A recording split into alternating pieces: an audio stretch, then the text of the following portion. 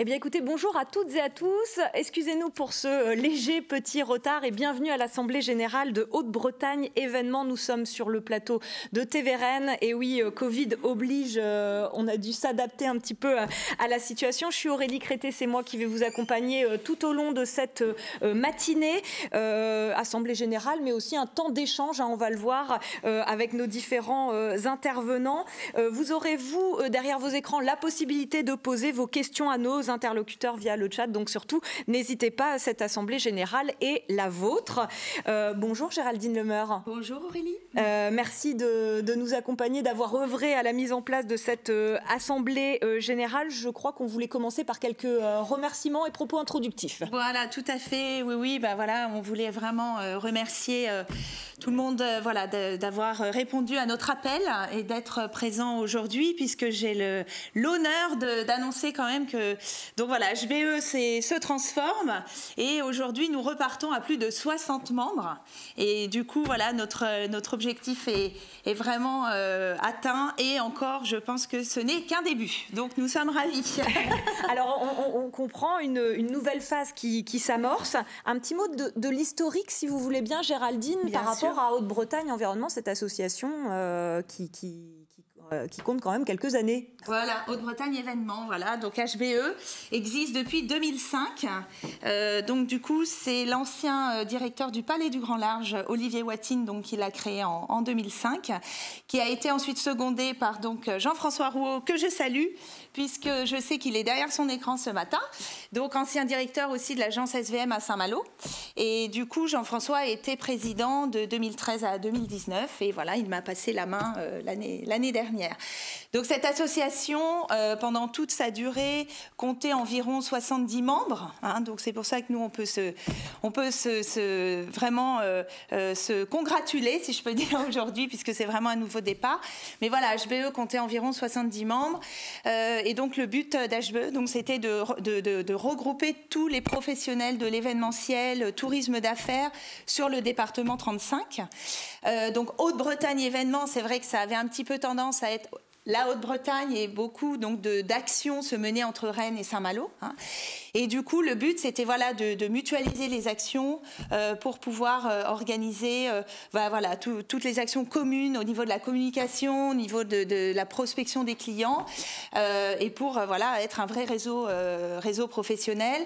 Donc, on organisait à peu près une fois par trimestre des visites d'entreprise des membres. On organisait des soirées aussi entre membres, type un peu speed meeting aussi pour se connaître, pour favoriser aussi les partenariats entre les différents acteurs. Et après, voilà, on organisait aussi tout ce qui était bien sûr prospection client avec la participation à des salons. Donc salon en Bretagne, mais aussi salon à l'extérieur du territoire. Et effectivement, HBE a déposé la marque Meet Pro Bretagne, qui a été une grosse étape dans HBE en 2012. Et donc, grâce à Meet Pro Bretagne, voilà, on a pu organiser un salon de l'événementiel en Bretagne, en collaboration avec les autres départements bretons, en fait. Donc, voilà un petit peu l'historique et les riches. C'est vrai que c'était des années, aussi très riches et faites de beaucoup d'aventures humaines aussi. Voilà. Alors, des bases solides, des bases riches qui amènent, en fait, l'association à évoluer. Et je vais me permettre, juste, Géraldine, de vous demander de faire un petit pas sur votre gauche pour être au milieu des deux micros, qu'on vous entende vraiment parfaitement bien. Non, je vous en prie. Il n'y a pas de souci. Mais alors, un mot de l'évolution finalement d'HBE qui se transforme en fait. Voilà, exactement. Alors, c'est vrai que donc, pendant toutes ces années, on peut vraiment dire qu'HBE a vraiment rayonné sur tout le territoire. Ça a été un vif succès. On peut vraiment dire, toutes ces années jusqu'à peu près 2018, on a vraiment réussi à mutualiser donc, avec les autres départements. On a fait vraiment des actions communes. Donc, comme je disais, 70 membres. Donc, c'était quand même une belle réussite. Après, voilà, ce qui s'est passé, c'est un petit peu aussi comme dans toutes les associations. Bon, il y a eu aussi des changements au niveau du conseil d'administration. Donc là, HBE n'a pas réussi à se réorganiser. Je pense aussi qu'il y a eu un essoufflement un petit peu. On avait un petit peu de mal aussi à impliquer tous les membres. Hein, donc voilà, c'était un petit essoufflement général. Donc voilà, donc en fait, ce qu'on a voulu faire, en plus depuis l'année dernière, donc 2019, par-dessus voilà, tout cela, on a été frappé de plein fouet par cette crise mondiale, donc qui n'a pas aidé forcément. Donc c'est pour ça qu'en fait en octobre dernier, on s'est réunis avec les anciens membres du bureau, et on s'est dit voilà, soit on retrousse nos manches et on essaie de refaire vivre HBE, puisqu'avec ce que l'on vit en ce moment, on trouvait ça vraiment impossible de laisser mourir cette association, et justement de donner la possibilité à chacun de pouvoir se regrouper, justement pour ne pas être isolé dans ce que nous vivons.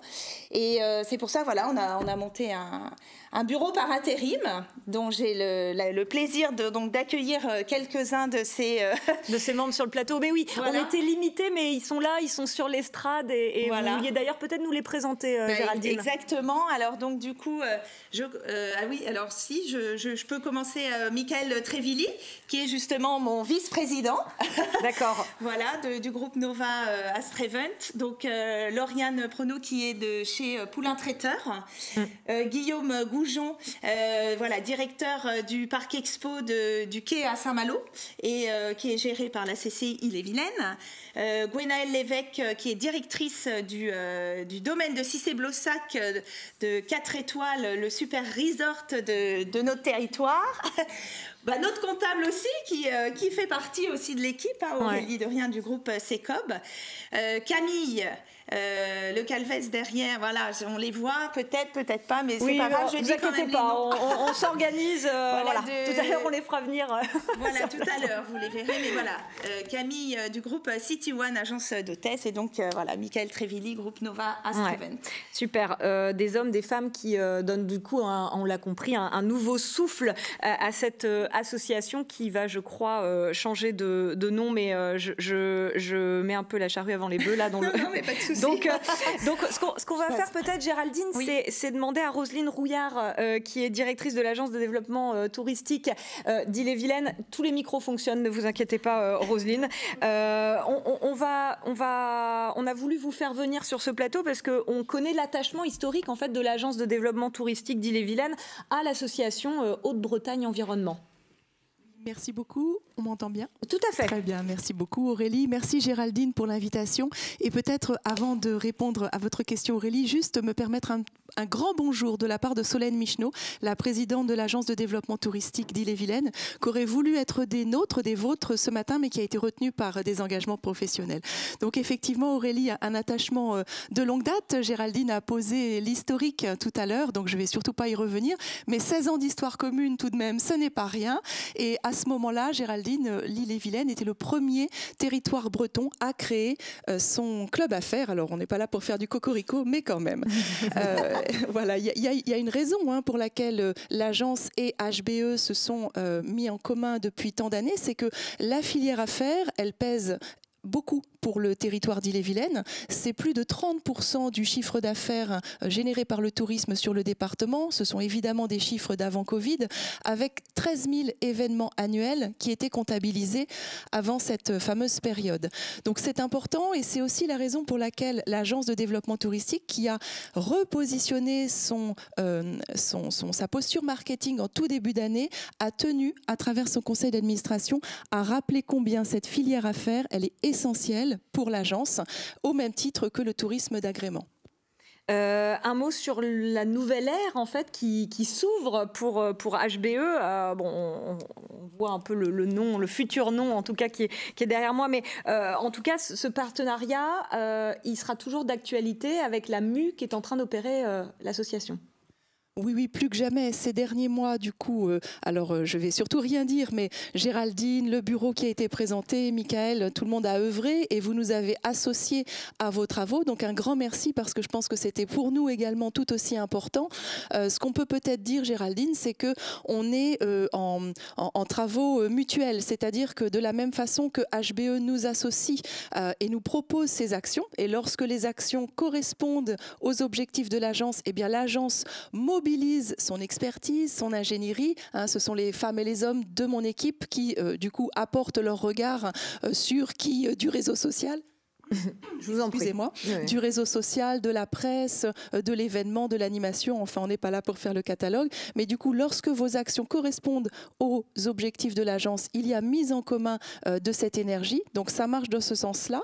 Mais ça marche aussi dans l'autre sens, puisque l'agence, pour sa part, met aussi en œuvre un certain nombre de commissions, de groupes de travail. Et tout récemment, on vous a vu, Géraldine, Michael, Martin, s'il est là, et d'autres très certainement, dans nos commissions autour du grand départ, le 29 juin prochain, autour de la route du Rhum, un petit peu plus loin en 2022, mais ce sera important pour la reprise.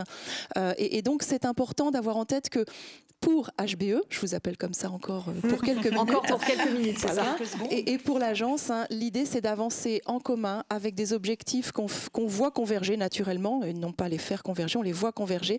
Et dans ces cas-là, l'agence apporte son soutien, et notamment par son ingénierie, par son expertise interne. Voilà, un travail en interconnexion mutuelle. On a évoqué rapidement le contexte qui est quand même assez particulier. C'est vrai que ce Covid, on n'en est pas complètement sorti, mais vous le disiez, l'Ille-et-Vilaine a de beaux atouts et vous êtes plutôt optimiste, Roselyne Rouillard. Oui, alors l'optimisme, il est de mise et on en fait une philosophie. Pour autant, évidemment, quand même, on en est conscient, la période, elle est particulièrement impactante pour tout le monde dans cette filière et autour. Donc l'agence s'efforce d'être facilitatrice au moins de l'accès aux informations.